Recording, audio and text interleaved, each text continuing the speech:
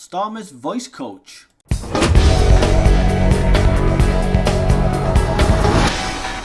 A new book has been released about Sir Keir Starmer, and it's called Get In by Patrick Maguire. And apparently, I'm not going to buy a book about Starmer, but apparently it's a very good read. It's not a puff piece. If anything, it's a bit of a takedown piece, criticising Starmer, criticising his leadership style, criticising his hypocrisy. And now it turns out that while he was telling you to stay home, etc., he may have broken the lockdown rules, which were actually in tier 4 at the time, by getting a voice coach in to help him speak, presumably, and make him more personable to the population, the general public.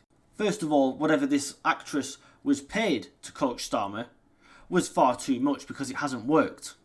Now the Tory party have written to Keir Starmer publicly, asking him to explain a lot of questions, and there's some good points in the letter by Richard Holden. They've pointed out that Starmer said during the Beergate, shall we call it, when he was in Hartlepool or somewhere in the northeast, that he hadn't broken any rules, and that to compare him to Boris Johnson was ridiculous, but he would do the decent thing and step down if Durham police decided that he had broken the rules. In the book, it actually says he, as in Starmer, considered her role so essential that Mellinger, that was her name, Leonie Mellinger, even qualified for key worker status for being a voice coach for Keir Starmer.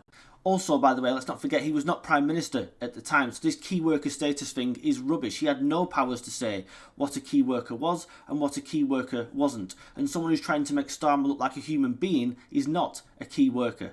What annoys me is not the fact that he broke the rules, it's the fact that he was being so sanctimonious, so holier than thou about Boris eating a piece of cake, demanding that he step down. And we know now that he was living in one of Lord Ali's flats since then. He wasn't even at home himself. We now know that this voice coach was with him, apparently even on Christmas Eve. What kind of an android really is Starmer? Absolutely pathetic.